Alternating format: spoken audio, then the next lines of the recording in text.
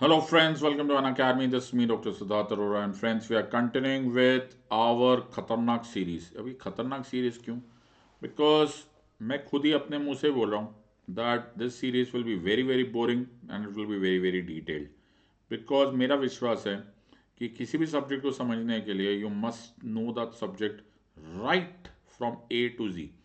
और इतना detailed preparation करने के लिए right you will have to spend time. और आजकल के जनरेशन को टाइम का मतलब ज़्यादा जो भी लंबा लगता है उसको लगता है कि भैया ये बहुत बोरिंग है. मतलब हमसे 60 सेकेंड के वीडियो नहीं देखे जाते. राइट. धीरे धीरे पहले एक ज़माना था जब टेस्ट मैचेस होते थे. वो तो सर बहुत टाइम लगता है. 5 दिन कौन किसके पास ज़िंदगी में 5 दिन बाकी है. ये बात भी सही है.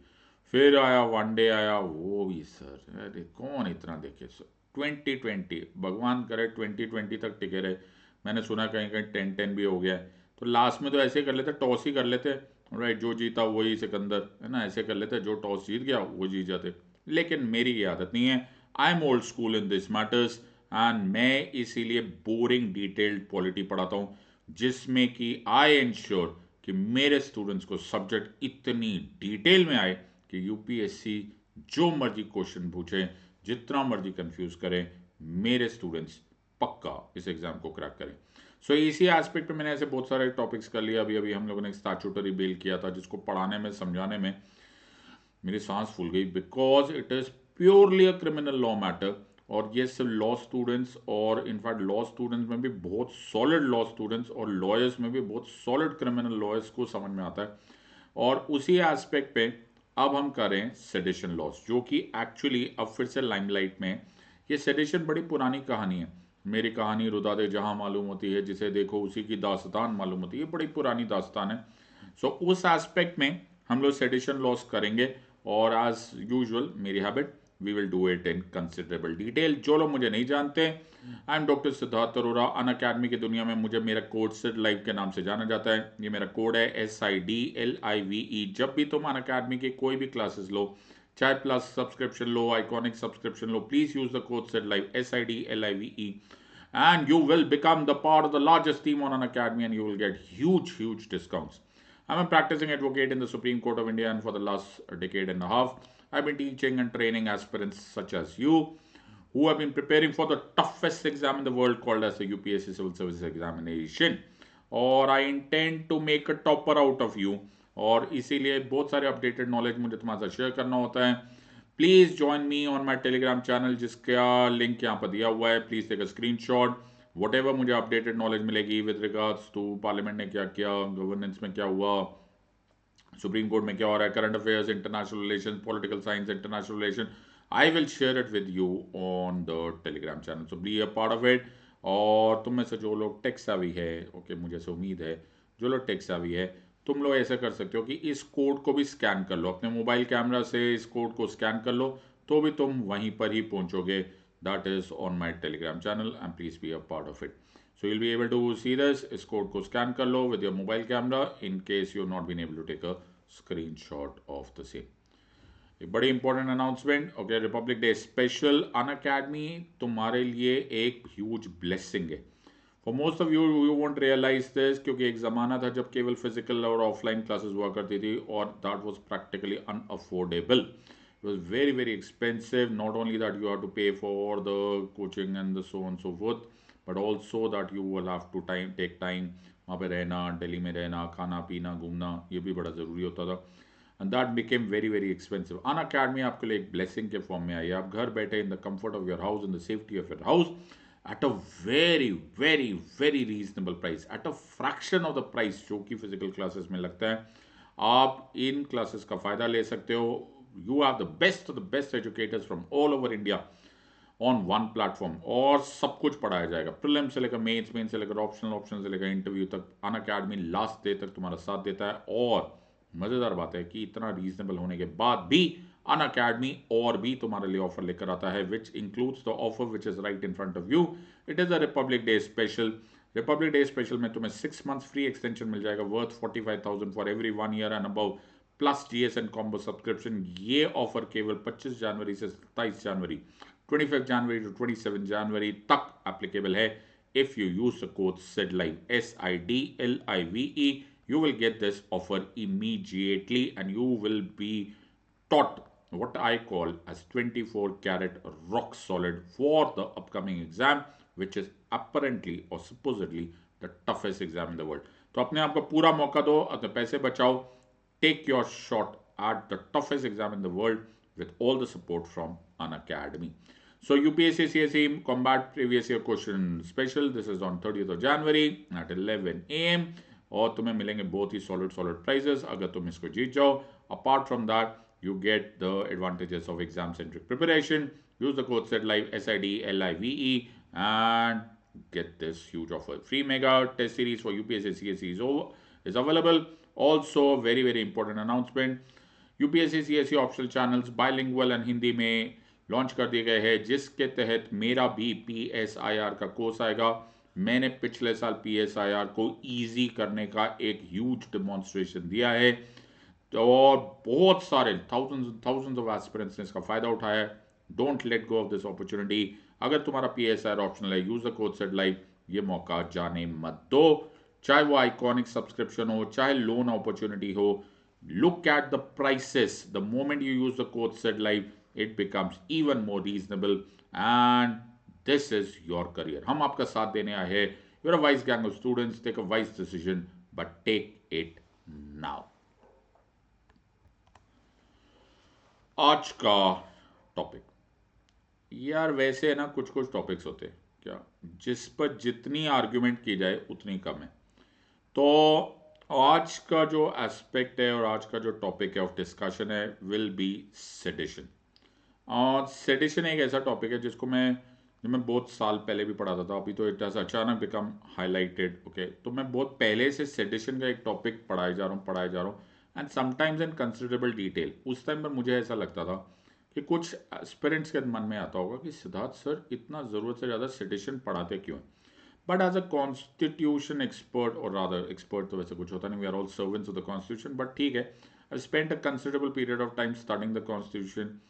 मुझे हमेशा ऐसा लगता था और मुझे चुभता था कि ये सेडिशन जो है, okay, the law of sedition, ये सो कॉल्ड ट्वाइलाइट एरिया में, somewhere in the grey area. ये प्योरली कॉन्स्टिट्यूशनल वायोलेशन ना होते हुए भी ये प्योरली कॉन्स्टिट्यूशनल भी नहीं है. अब मैं ये जो बोल रहा हूँ, ये मैं कंफ्यूज्ड जो लैंग्वेज यूज़ कर रहा हूँ वो इसलिए बिकॉज ये है ही कंफ्यूजिंग एलिमेंट. और इसको आज हम दोनों एस्पेक्ट से समझेंगे and we will try and understand the latest news also in which the Honorable Supreme Court has sent a legal notice, or rather, sorry, a notice to the center to respond to the issue is that should sedition law be maintained or not, or is it a relic of a colonial past and should be actually discarded. इसको समझने की कोशिश करते हैं. But to understand sedition law, let us first understand कि इसके basic foundation क्या है. सो सबको पहले हमको कुछ एस्पेक्ट समझने पड़ेंगे. तो पहले मुझे देखना पड़ेगा मेरे फंडामेंटल राइट. तो इसमें हम अप्रिशिएट करेंगे. तो पहले हमेशा जब भी तुम पढ़ना स्टार्ट करते हो, get the perimeter of the study, कि हमको पढ़ना कहाँ से. ओके, कोई भी टॉपिक कितना भी इजी हो या सो कॉल्ड कितना भी डिफिकल्ट हो, उसको ऐसे ABCD से मत पढ़ना स्टार्ट करो. पहले देखो कि भाई टोटल नंबर ऑफ थिंग्स है क्या.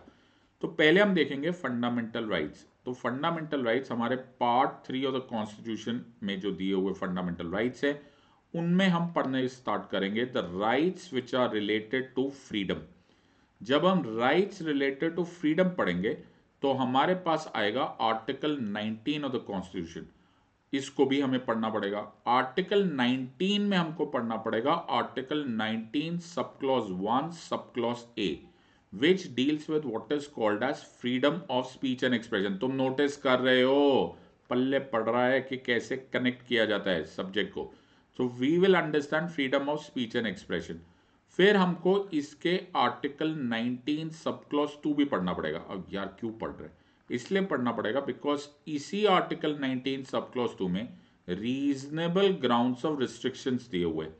तो हमको रीजनेबल ग्राउंड्स ऑफ रिस्ट्रिक्शन मतलब विज़ आर्टिकल 19(1)(a) हमारे पास रीजनेबल ग्राउंड्स ऑफ रिस्ट्रिक्शंस दिए गए.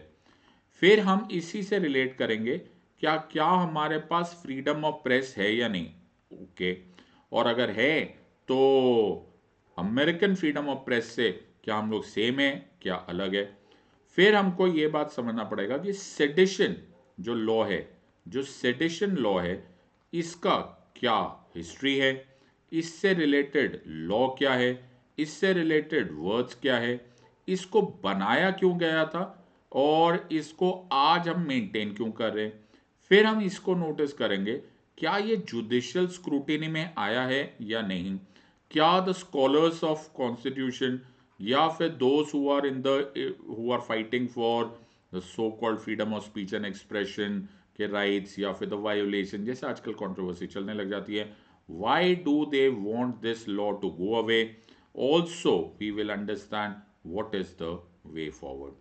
सो you have your hands full, ऐसा नहीं समझ में आने वाला। Alright, so let us have fun, और इस पूरे के पूरे पेरीमीटर को हम लोग ट्रैवल करेंगे और इंश्योर करेंगे that the end of it, at the end of this, you are at a far better place than where you are. In fact ये तो मैं ऐसे मॉडेस्टली बोल रहा हूँ, तुम लोग चैंपियन बन जाओगे।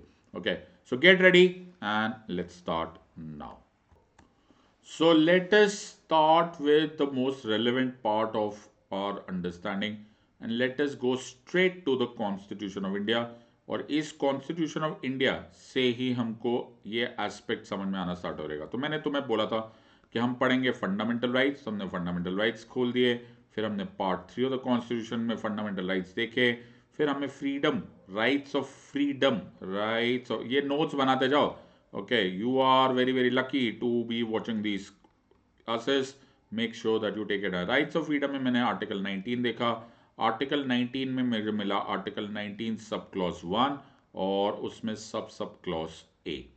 तो विच इज डीलिंग विद, तो यहाँ पे है article 19, protection of certain rights regarding freedom of speech etcetera. तो ये फ्रीडम्स हैं, ओके। इसमें स्पीच के साथ साथ और बहुत सारे फ्रीडम्स हैं जिनको अभी हम लोग डिटेल में नहीं करेंगे। ऑल सिटीजन्स, ओके, तो इसमें कुछ इंपॉर्टेंट वर्ड है, ये नॉन सिटीजन्स का अवेलेबल नहीं है, this is only for the citizens of India. Shall mandatory have the right to freedom of speech and expression. Very good. So protection of certain rights regarding freedom of speech etcetera. इसीलिए बहुत सारे लोग इसी को rights of protection में भी बोल देते हैं और इसी को राइट्स ऑफ फ्रीडम भी बोल देते हैं। बोलने का एस्पेक्ट है, हमारे पास है rights of freedom of speech and expression. अब यहां पर थोड़ा सा ध्यान से सुनो कि rights of freedom of speech and expression का मतलब क्या हुआ।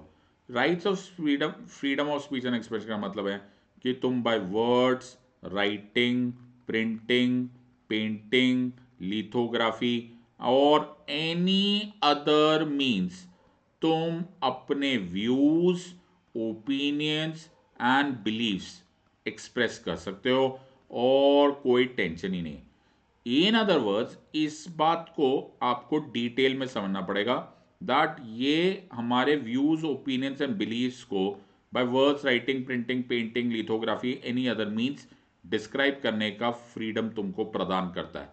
मजेदार बात कुछ और है। मजेदार बात यह कि ये फंडामेंटल राइट है, लेकिन एब्सोल्यूट राइट कोई राइट नहीं होता। Even fundamental rights absolute right नहीं होते। क्यों नहीं होते? क्योंकि इनके ऊपर रीजनेबल ग्राउंड्स ऑफ रिस्ट्रिक्शंस लगे होते। The important point here is that there has to be reasonable restriction.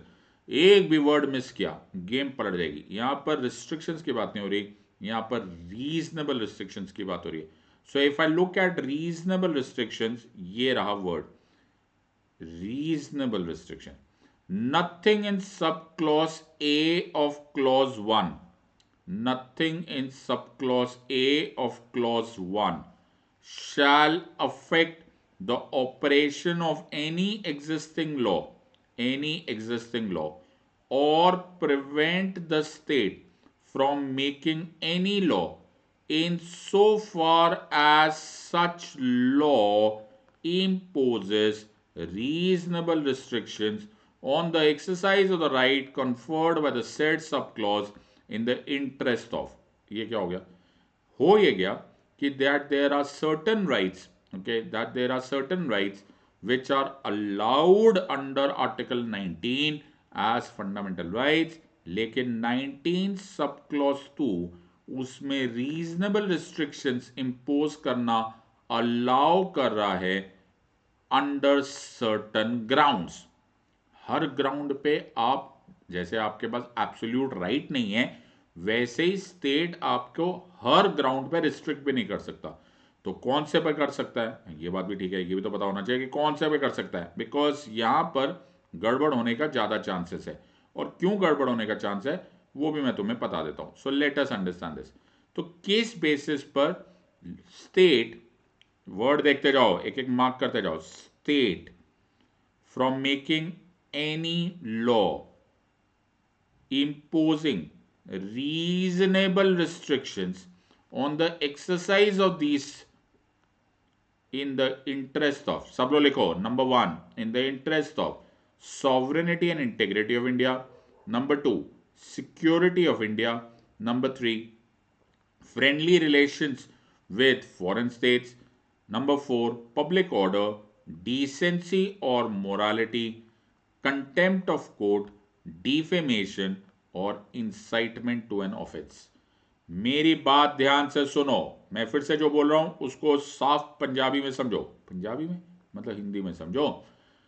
अगर तुम ऐसा कोई लॉ बनाते हो जो कि interest of sovereignty and integrity of India के लिए, या सिक्योरिटी ऑफ द स्टेट के लिए, या friendly relationships of India with foreign states के लिए, या फिर पब्लिक ऑर्डर के लिए, डिसेंसी के लिए, पब्लिक ऑर्डर मोरालिटी के लिए, कंटेम्प्ट ऑफ कोर्ट को बचाने के लिए के खिलाफ, डिफेमेशन या इंसाइटमेंट ऑफ ऑफेंस के लिए, और उस लॉ की वजह से रीजनेबली तुम्हारा freedom of speech and expression कम हो जाता है, या फिर बाईपास हो जाता है, या फिर तुमका रोक दिया जाता है, अलाउड है बाबा, अलाउड है। इसको उल्टे डायरेक्शन में भी बोला जा सकता है। कैसे उल्टे डायरेक्शन में? उल्टे डायरेक्शन में ऐसे बोल सकते हैं कि you have the freedom of speech and expression, तुम व्यूज, ओपिनियन, बिलीव्स अपने जो भी एक्सप्रेस करना करो, लेकिन क्या है, लेकिन मेक श्योर कि तुम कोई sovereignty, integrity, security of India, friendly relationship of India with foreign states, public order, decency, morality, contempt of court, मानहानि या डिफेमेशन या इंसाइटमेंट टू एन ऑफेंस ना कर बैठो। तो दोनों तरफ से बात है। तो आप चाहे इसको ऐसे पकड़ो नाक को, चाहे नाक को उस साइड से पकड़ो, समझने की कोशिश करो। इन अदर वर्ड्स तुम्हारे पास है रीजनेबल ग्राउंड्स ऑफ रिस्ट्रिक्शन। तो तुम्हारे पास हमने फंडामेंटल राइट्स भी मिल गए, और हमें उससे लिमिटेड, उसको कहाँ कहाँ पर हम रोक सकते हैं, वो राइट्स भी या वो ग्राउंड्स भी हमको वही कॉन्स्टिट्यूशन देता है, which is reasonable grounds of restriction given in article 19 sub clause 2। यहाँ तक सबको समझ में आ गया होगा, ऐसी मुझको उम्मीद है। Let's go to the next part. अब ध्यान आया मेरे को कि हमारे पास फ्रीडम ऑफ प्रेस है कि नहीं। ऑब्वियसली हमारे पास फ्रीडम ऑफ प्रेस है। कहाँ लिखा हुआ है? हाँ, ये वाली बात भी सही है, हमारे पास जो फ्रीडम ऑफ प्रेस है वो लिखा हुआ नहीं है, राइट, लेकिन उसको समझा जा सकता है। In other words, they are expressing views, opinions, beliefs by words, writing, printing, painting, lithography, any other means. ये क्या है? वो ये तो प्रेस ही है, बिल्कुल सही बात है। इन अदर वर्ड्स, प्रेस भी तो यही करता है, तुम्हारा views, opinions, beliefs by words, writing, printing, painting, यही सब तो प्रेस ही तो है। लिखा नहीं है, हाँ लिखा नहीं है, कोई बात नहीं, लेकिन है। हद हो गई, लिखा नहीं है लेकिन है। इन अदर वर्ड्स, हमने प्रेस वर्ड को लिखा नहीं है, it is implied in India. तो ये गलत मत कर देना, कभी गलती से तुम्हें पूछ लिया कि तुम्हारे पास फ्रीडम ऑफ प्रेस है या नहीं, तो बोलना हाँ है, हमारे पास प्रेस की फ्रीडम तो है, लेकिन लिखा नहीं है। हमने लिखा नहीं, हमने एग्जैक्टली ये नहीं लिखा कि हमारे पास फ्रीडम ऑफ प्रेस है, लेकिन हमारा जो मीनिंग है वो जरूर एक्सप्रेस होता है। इन कॉन्ट्रास्ट टू दिस, अगर मैं यूएस में देखूं तो यूएसए के कॉन्स्टिट्यूशन में मिलेगा तुम्हें first amendment, and it says Congress shall make no law respecting an establishment of religion or prohibiting the free exercising thereof। ये क्या लिखा हुआ है? पढ़ तो लो यार, पूरा तो पढ़ लो। अच्छा, और abridging the freedom of speech, कहाँ लिखा हुआ है? अरे पूरा तो पढ़ लो। और of the press। Okay, or of the right of the people peaceably to assemble and to petition the government for a redress of grievances. तो अगर अमेरिका में जाओगे और फर्स्ट अमेंडमेंट देखोगे तो तुमको एकदम क्लियर वर्ड्स में प्रेस फ्रीडम ऑफ प्रेस लिखा हुआ दिखाई देगा या समझ में आएगा, लेकिन इंडिया में ऐसा नहीं लिखा होगा, बट हमें समझ में आ सकता है, समझ में आने की कोशिश है. It is an implied freedom of press. Very good. तो दोनों ही कॉन्टेक्स्ट हैं, और अगर तुमको ये नहीं समझ में आ रहा तो भी तुम्हें आगे मालूम होना चाहिए कि ये honourable supreme court of India ने अपनी कुछ लैंडमार्क जजमेंट्स में पहले भी बता दिया था. Bennett Coleman and others versus Union of India judgment, जिसमें ये एस्पेक्ट को क्लैरिफाई किया था ऑनरेबल सुप्रीम कोर्ट ने. yes, that we have freedom of press. So I will just quote those parts. Petitioners were media conglomerates involved in the publication of newspapers. They challenged the restriction on the import of newsprint under the Import Control Order of 1955 and on the manner which it is used in newspapers under the Newsprint Order of 1962. Further, the newsprint policy of 1972-73, जो लोग मेरी plus classes attend कर चुके हैं उनको हम लोगों ने इसको बहुत ह्यूज डिटेल में पढ़ाया है about the Indira Gandhi government having placed further restrictions on the basis on the printing of newspapers with regards to newsprint policy of India. तो ये मैं फिर ये बात बोल रहा हूँ कि सिविल सर्विस एग्जामिनेशन ऊपर ऊपर से पढ़ के नहीं क्रैक होगी. Right, you will have to go into huge detail, और वहाँ पे मैं तुम्हें हाथ पकड़ के ले जाऊँगा. Make sure that you don't miss such opportunities. ऐसा घर बैठ के सो कॉल्ड नहीं होने वाला. So make sure that you take advantage. Use my code SIDLIVE SIDLIVE. मैं तुम्हें बार बार बोलूँगा क्योंकि इसमें तुम्हारा फायदा है. Make sure that you do it. Also, first, no newspapers may be started by the establishment owning more than 2 newspapers if at least one of which is daily. Second, the total number of pages may not exceed 10. Third, increase in the number of pages may not be more than 20% that are under 10 pages, etc., etc., etc. तो Bennett Coleman versus Union of India case में honourable supreme court ने ये find out किया कि तुम ऐसा नहीं कर सकते.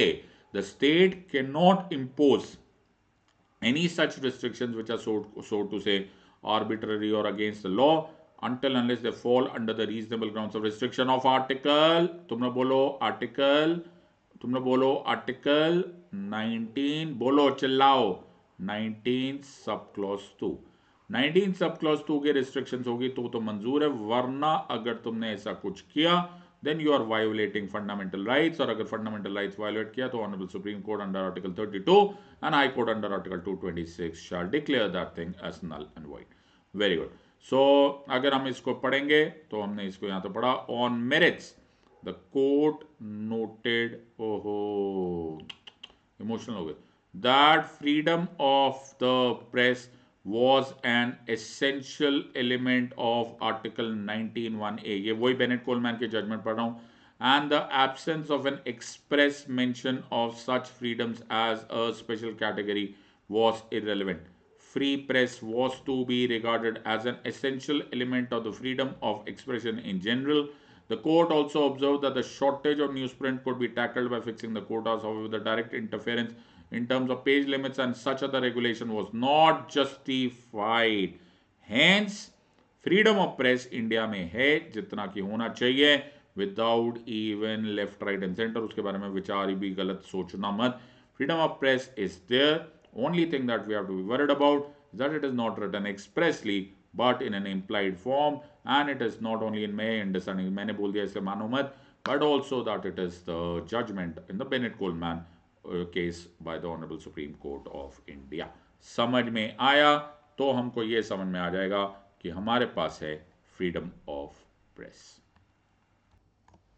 और ऐसा नहीं है कि it is only in the Bennett Coleman case कि आपको ऐसे ऐसे दिखेगा.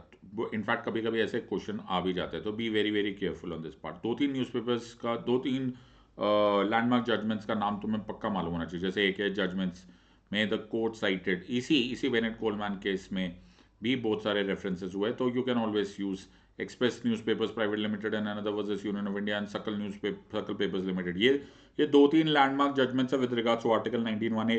तुम इसको यूटिलाइज कर सकते हो. And said in these cases court observed that all the petition in those cases like shareholders, editors, deputy directors were all Indian citizens. अब ये क्या क्वेश्चन हुआ, तुम्हें याद है हम लोगों ने वहां पे पढ़ा था आर्टिकल 19(1)(a) और हमने बोला था Article 19(1)(a) that all citizens shall have the freedom. Citizens. So actually Bennett Coleman case में जो बेनेट कोलमैन है वो एक कंपनी है. अगर तुमने टाइम्स ऑफ इंडिया कभी पढ़ा होगा तो तुमने नोटिस किया होगा उसके ऊपर बेनेट कोलमैन लिखा होता है. So the Union of India ने इस बात को अपोज किया था कि the article 19(1)(a) is available to citizens. Article 19(1) sub clause A is available to citizens of India. और ये तो कंपनी है. तो यहां पर ऑनरेबल सुप्रीम कोर्ट ने इसी बेनेट कोलमैन केस में बोला था that all share holders, editors, deputy directors, readers, ये सब कुछ इंडियन सिटीजन ही है. Now the context here is, now the question that arises is whether in cases where one of the shareholders is not an Indian or is a correspondent of foreign press or a head of its bureau, what stand the court will take an important question. What is indeed unfathomable is the restriction of common ownership unit from starting a newspaper, periodical or new edition or remark which is also violative of Article 19(1)(a). कहने का मतलब ये है my friends, जो आपको समझना पड़ेगा कि हमारे कोर्ट्स ने ऑलवेज अपहोल्ड किया है कि freedom of speech and expression होना चाहिए. Otherwise it is actually a complete zilch कि आपको मिला क्या अगर as a human being. What is fundamental right? Fundamental rights are rights guaranteed by the constitution of India which are enforceable against the state, are justiciable. Why are they important? Because it will ensure human existence. और बड़े दुख की बात है. दुख की बात क्या है? दुख की बात यह है कि अगर मैं तुमसे freedom of speech and expression ले लूं तो तुम्हारे अंदर जो एक्चुअल ह्यूमन एग्जिस्टेंस वाला फैक्टर है वो गायब हो जाएगा.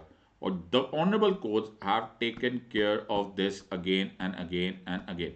तो मैं यहां पर बड़े ही मैसिव एस्पेक्ट पे आ गया हूं विद रिगार्ड्स टू सेडिशन. अब सेडिशन फिर से कहां से आ गया? ना ना, तो मुझे यहां पर कुछ ऑपोजिंग कॉन्टेक्स्ट को समझना पड़ेगा. तो मैं एक साइड पर आ रहा हूं फंडामेंटल राइट्स पे, और फंडामेंटल राइट्स पे मेरे को मिला है आर्टिकल 19 सब क्लॉज 1 सब क्लॉज ए, जो कि है freedom of speech and expression. ये हमको ऑलरेडी मिल चुका है और इसको हमने एक्सप्लेन भी कर दिया. ऐसे नहीं है कि हम इसको एक्सप्लेन नहीं कर पाए, हम इसको एक्सप्लेन कर पाए कि भाई तुम words, opinions, views, opinions, beliefs कर लो, एक्सप्रेस कर लो by words, writing, printing, painting, lithography, any other means. इसको याद रखना, इट इंक्लूड सोशल मीडिया.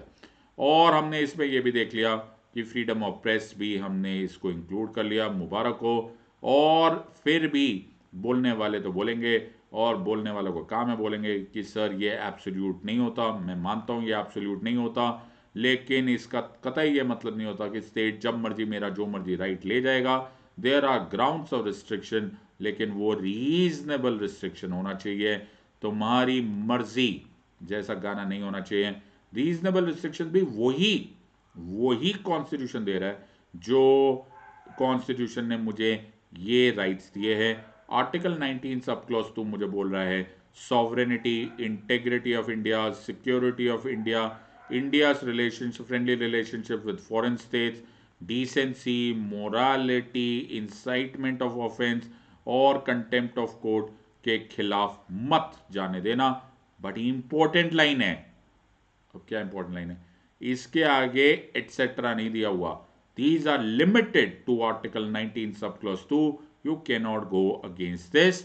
ये है आर्टिकल 19(1)(a) जो तुम्हें फ्रीडम दे रहा है. ये है 19 सब क्लॉज 2 जो तुमको रिस्ट्रिक्शंस दे रहा है. बहुत ही बढ़िया.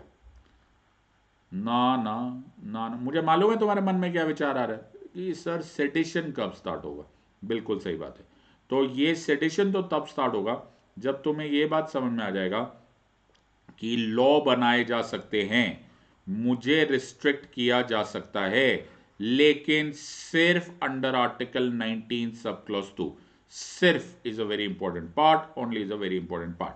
इसी क्वेश्चन में मैं पढ़ूंगा सेडिशन. तो सेडिशन एक बड़ा पुराना लॉ है.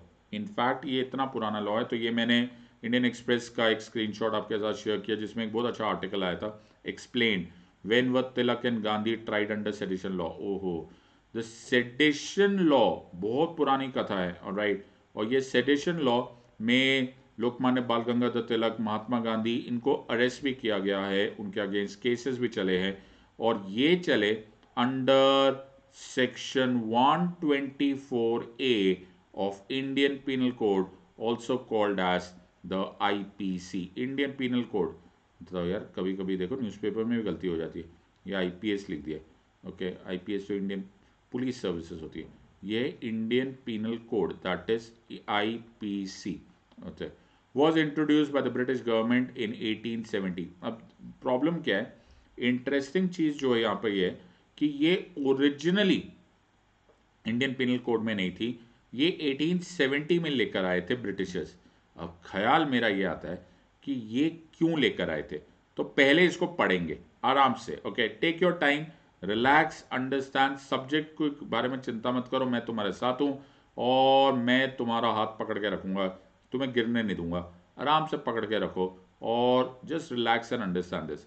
तो मैं पढ़ रहा हूं section 124A of the Indian penal code, alright, और द भारतीय दंड संहिता जिसे बोला जाता है, द लॉ ऑफ क्राइम्स। इसमें सेडिशन डिस्क्राइब किया गया है और ये ए कैपिटल होने की वजह से मतलब इसका ऑटोमेटिक मतलब है कि ये पहले से नहीं था।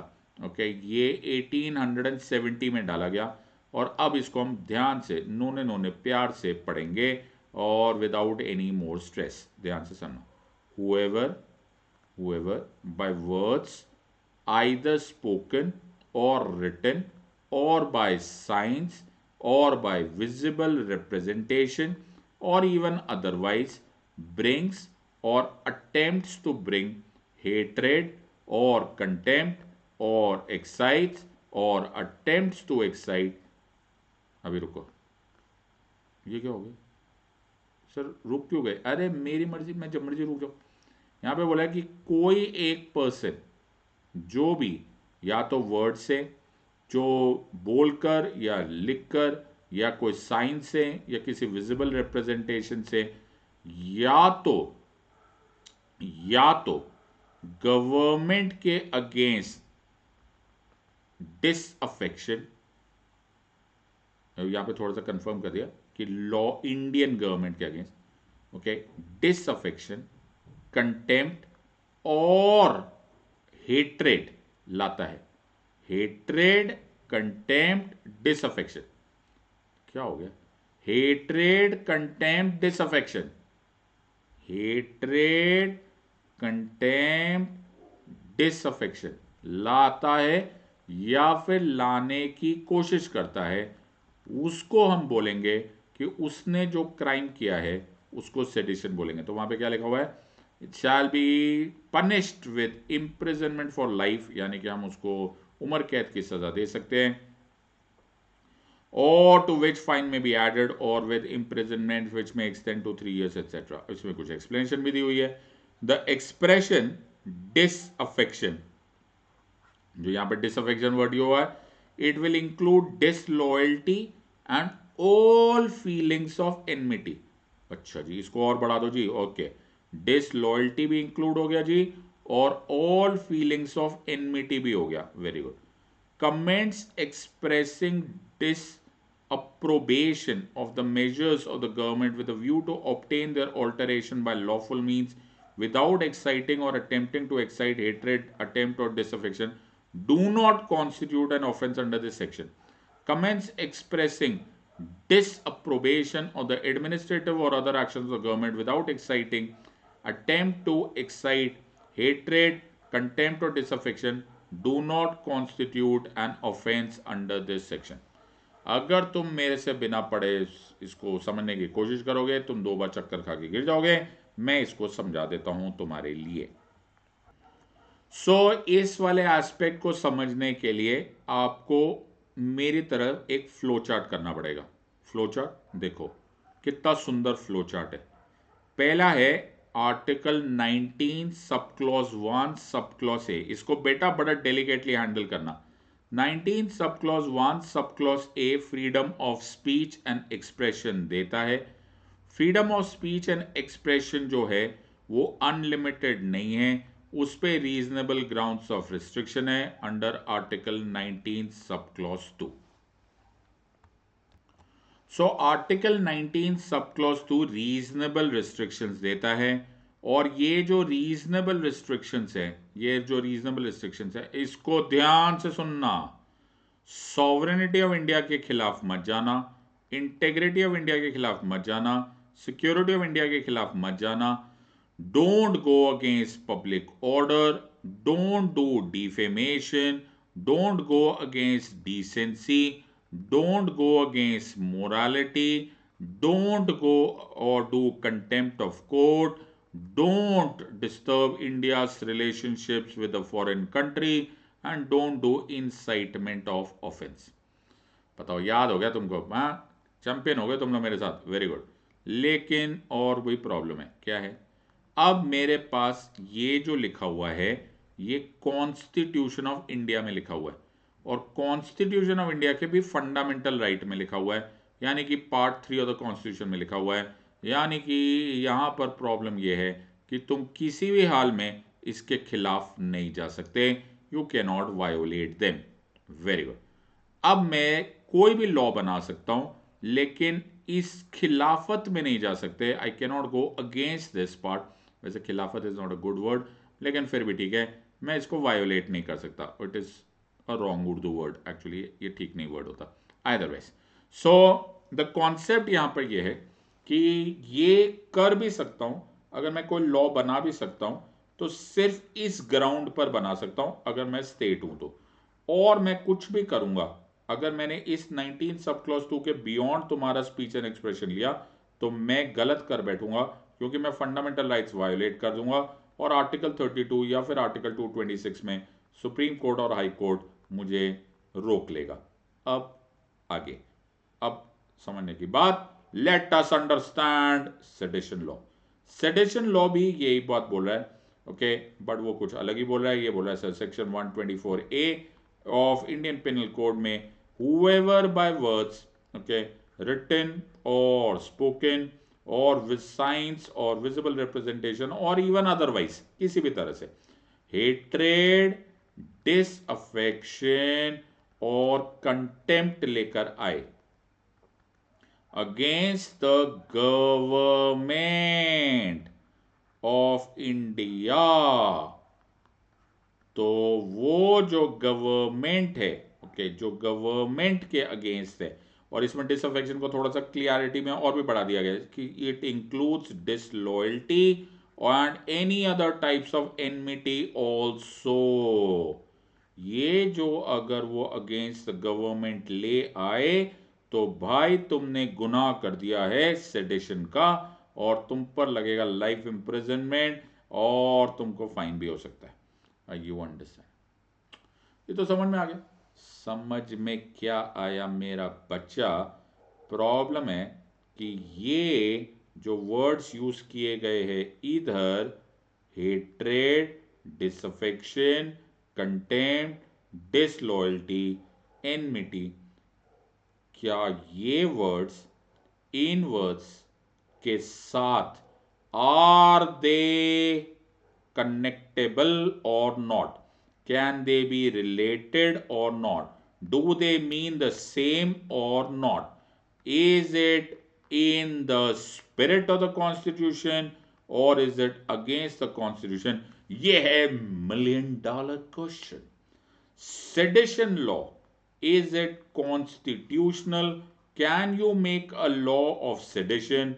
Can you keep a law of sedition?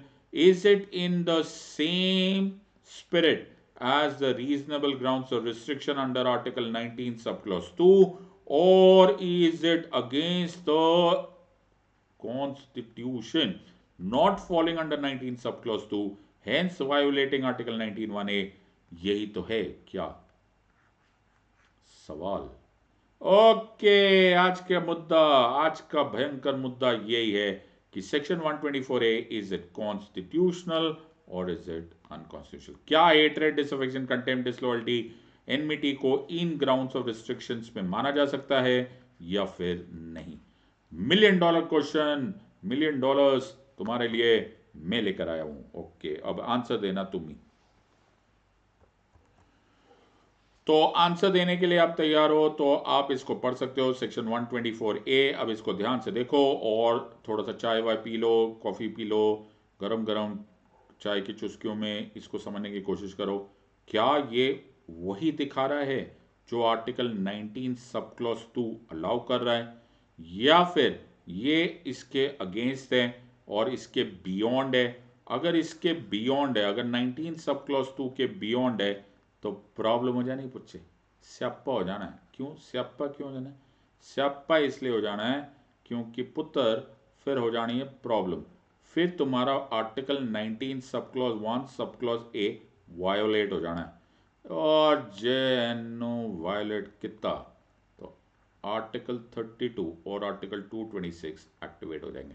Whoever by words, either spoken or written, or by signs or by visible representation, otherwise brings or attempts to bring into hatred or contempt or excess or attempts to bring disaffection towards the government established by law in, हद होगी। मतलब क्यों, क्यों? तुम notice करो कि ये जो वर्ड इंडिया डाला गया, that is establish by law in India, ये ओरिजिनल वर्ड नहीं था।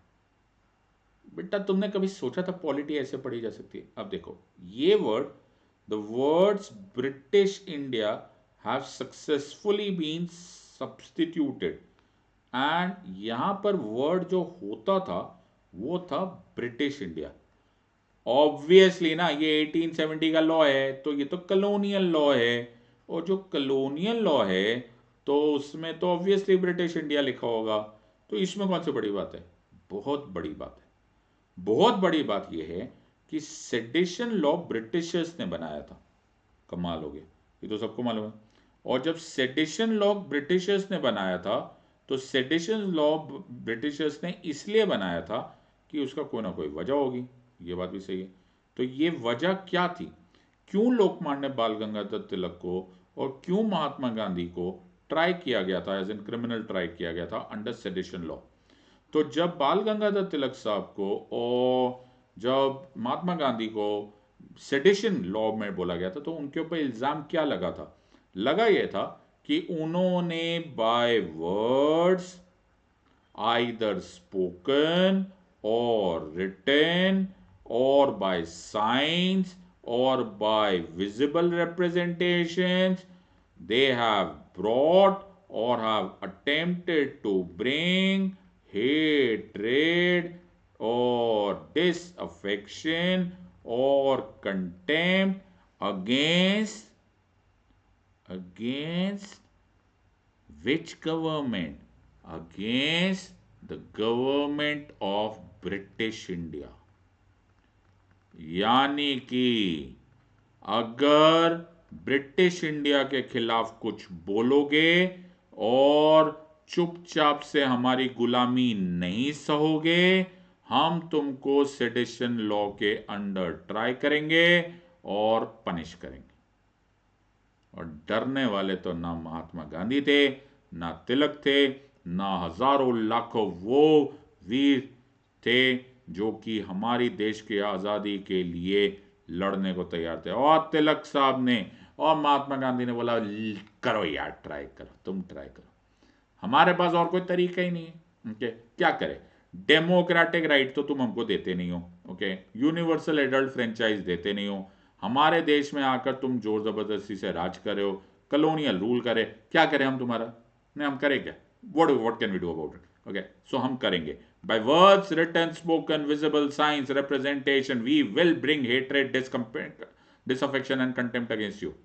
हमने किया, लो, और जोर से बोलते कंटेम्प्ट, हम कर रहे हैं सेडिशन। वाई?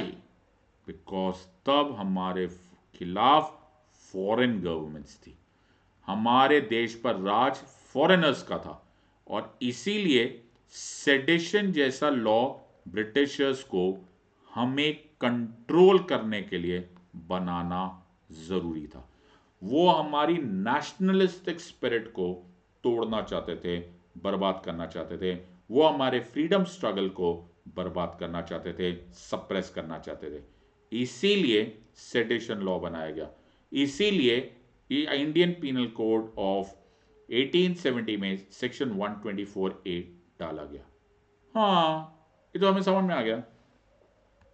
सवाल ये पैदा होता है कि ये लॉ जो कि ब्रिटिश इंडिया के टाइम पर एक एप्लीकेबल लॉ था, जब कलोनियल्स ने ये बनाया था, कलोनियल गवर्नमेंट्स ने बनाया था हमको सप्रेस करने के लिए, क्या डेमोक्रेटिक फ्री इंडिया में, क्या डेमोक्रेटिक फ्री इंडिपेंडेंट कंट्री में हमें ऐसे लॉ की जरूरत है या नहीं? क्या ऐसा लॉ इंडिया में अलाउड होना चाहिए या नहीं? जबकि हमारे पास है democracy. Democracy is government by the people, of the people and for the people. अगर हमें कोई गवर्नमेंट नहीं पसंद आती है तो हम उसको रिमूव कर सकते हैं बिना किसी गुनाह किए, बिना कोई सेडिशन किए। क्यों? क्योंकि हमारे पास तरीके पड़े हैं और उनको बोलते हैं फ्री फेयर इलेक्शंस। यस। तो गवर्नमेंट को रिमूव करने के लिए क्या मुझे अब सेक्शन 124 ए या में जो लिखा हुआ है हेट्रेड, कंटेम्प्ट, डिसअफेक्शन, ये सब करने की जरूरत है? I don't think so. Because अब हमारे पास, अनलाइक जो हमारे पास ब्रिटिशर्स के टाइम पे हाल था, अब तो वो हाल है नहीं। अब तो हम लोग कॉन्स्टिट्यूशनली एक डेमोक्रेसी है, हमारे पास एक इलेक्शन कमीशन ऑफ इंडिया है, हमारा आर्टिकल 324 टू 329 बरकरार है। बेसिक स्ट्रक्चर कॉन्स्टिट्यूशन के हिसाब से हम लोग एक डेमोक्रेटिक कंट्री है जहां पर we uphold the rule of law, हमारे पास इक्वालिटी है और हम ये सब कुछ कर सकते हैं। हम तो इलेक्शन से तुम्हें रिजेक्ट कर देंगे अगर हम, तो हमें ये करने की जरूरत क्या है? And this is the second part of the million dollar question. Is this a relic of the colonial past or not? और इसीलिए हमें ऐसे बहुत सारी न्यूज दिख रही, जैसे कुछ लोगों ने फेसबुक पे गवर्नमेंट के खिलाफ कुछ लिखा, ओके, या कोई गलत वर्ड हमारे ऑनरेबल प्राइम मिनिस्टर या प्रेसिडेंट साहब या हमारी आर्मी या हमारी जुडिशरी, कोई भी हमारे स्टेट के खिलाफ लिखा। So it is very very important कि हमको ये डिटरमाइन करना पड़ेगा कि ये लाइन कहाँ है, कहां मैं इसको गवर्नमेंट की क्रिटिसिज्म मानूंगा और कहां मैं इसको स्टेट ऑफ इंडिया के खिलाफ एक एनमिटी मानूंगा, कहां ये sovereignty and integrity of India के खिलाफ की बात होगी और कहां मैं इसको सिर्फ गवर्नमेंट की बात मानूंगा। Please try and understand, state of India, India, ये मेरा इंडिया, इंडिया और गवर्नमेंट ऑफ इंडिया में जमीन आसमान का फर्क है। Government of India is only a part, the manifesting executive authority of the state of India, the power utilize करने वाला। गवर्नमेंट ऑफ इंडिया के खिलाफ क्रिटिसिज्म क्या अलाउड है और क्या वो लाइन क्रॉस होते ही, क्या वो लक्ष्मण रेखा क्रॉस होते ही हम स्टेट ऑफ इंडिया के खिलाफ बात कर रहे हैं? It's a million dollar question जो कि honourable supreme court will now have to answer, because more often than not हमने बहुत बार देखा है कि freedom of speech and expression को बहुत सारे लोग मिसयूज करते हैं और इसी वजह से सेडिशन लॉ को मेंटेन किया गया था फॉर द लॉन्गेस्ट टाइम। अब जैसे कुछ केसेस है, जैसे एक एक वुमेन ने फेसबुक पोस्ट पर कुछ लिख दिया और ऑनरेबल सुप्रीम कोर्ट में उन्होंने जाके बोला कि my Lord, sorry Allahabad high court का केस है मेरे ख्याल से, if I am not wrong, तो उन्होंने बोला कि माय लॉर्ड, ये कैसे आपने हमारे पास सेडिशन का केस चार्ज लगा दिया? क्या मेरे पास freedom of speech and expression नहीं है? अब कुछ केसेस में सुप्रीम कोर्ट या हाई कोर्ट्स ये बोलते हैं, जैसे इस केस में था, and I quote, we are of the opinion that the material which has been posted by the petitioner appears to be a serious one which may incite communal disharmony। मैंने तुम्हें बताया था incitement of offense allowed नहीं है। The freedom of speech cannot be extended to such extent which may be prejudicial to national interest and the impugned FIR discloses cognizable offense against the petitioner, hence no interference is called। कि भैया हम तो नहीं quash करेंगे, हम इसको रद्द नहीं करेंगे, तुम्हारे खिलाफ लगेगा सेडिशन का पोस्ट। ये एक तरह का एंगल होता है। ऑल्सो कुछ दूसरे के, जैसे ये जो मैं आपको पढ़ा रहा था, ये इलाहाबाद हाईकोर्ट का ही ऑर्डर था जिसमें इस जो भी पिटिशनर थी, ओके, इन्होंने कुछ ऐसे आपत्तिजनक स्टेटमेंट्स लिख लिए against prime minister Modi, Uttar Pradesh chief minister Yogi Adityanath, जो कोर्ट को लगा कि you can not start saying, आप गवर्नमेंट को क्रिटिसाइज करने की जगह आप ऐसी स्टेटमेंट्स नहीं यूज कर सकते जो कि कल नेशनल इंटरेस्ट या फिर हमारे पब्लिक ऑर्डर या कम्युनल डिसहार्मनी के खिलाफ चले जाए। So high courts have taken one stand. Courts को कभी भी 1+1, you cannot fix it up, case to case they will have to determine on this part। on the other hand हमने ये वाला भी देखा है कि अभी ऑनरेबल सुप्रीम कोर्ट ने ये इस ऑब्जर्वेशन में किया, sedition law is colonial, is it still needed? ये ऑनरेबल सुप्रीम कोर्ट ने नोटिस किया है to the centre, and we are concerned over the misuse of sedition laws. So apex court ने बोला है, दैट इज सुप्रीम कोर्ट ने बोला है, we will examine the validity of the sedition law. और हम पूछना चाहते हैं कि सेंटर का, यानी कि यूनियन गवर्नमेंट का इसके बारे में क्या व्यू पॉइंट है. ये मैं तुम्हें सारे स्क्रीनशॉट्स बता रहा हूं from the various news parts. Also very very important, justice Madan Lokur, जो कि अभी तो चीफ जस्टिस ऑफ फिजी बन गए, पहले हमारे कोर्ट के जजेस थे. He said distinction between free speech and sedition is being lost sight of by establishment. He says it is time for establishment to realize that the people of this country mean well, and in any democracy there are bound to be different points of view. मेरा तो काम ही नहीं है, हम तो भोले भाले लोग हैं, हमें क्या पता क्या हो रहा है. और मैंने तुम्हें पहले ही बोला था, I will only express what is written in authorities. मेरे कोई भी पर्सनल व्यू पॉइंट नहीं है. We will really have to sit down and say क्या फंडामेंटल राइट मुझे freedom of speech and expression देता है, टू दैट एक्सटेंट कि मैं कुछ भी बोल सकता हूँ. और इन अदर वर्ड्स, क्या मैं सेडिशन लॉ को रिमूव कर देना चाहिए, या on the other hand sedition law is that is still needed. मुझे नहीं पता. ओके, आपको भी नहीं पता चलेगा, but I have given you food for thought and you must think about this twice, thrice, 100 times, because sedition law is something that can be intricately related to freedom of speech and expression, but as the Honorable Supreme Court has said, that it is also possible that it will be misused. और जब मैं पहले भी पढ़ाता था, और मैं हमेशा बोलता हूँ, it is in the gray area of the constitution, it is in the twilight area of the constitution. हमें ये नहीं पता चलेगा that is it allowed or not, it is done or not, because कभी कभी under the garb of freedom of speech and expression, things can be said, words can be spread, rumors can be spread, hatred or discontent against the court or the contempt against the government can actually spill over as enmity against the state of India. और वो हमें मंजूर नहीं है. क्या होगा हमें क्या पता. This is the duty of the Honorable Supreme Court and the privilege of the Honorable Supreme Court. They are the final interpreters of the Constitution. They are the custodians of the Constitution of India. जो उनका हुक्म होगा वो sir आंखों पे, जब ये finally decide होगा, मैं दोबारा तुम्हारे लिए लेकर आ जाऊंगा.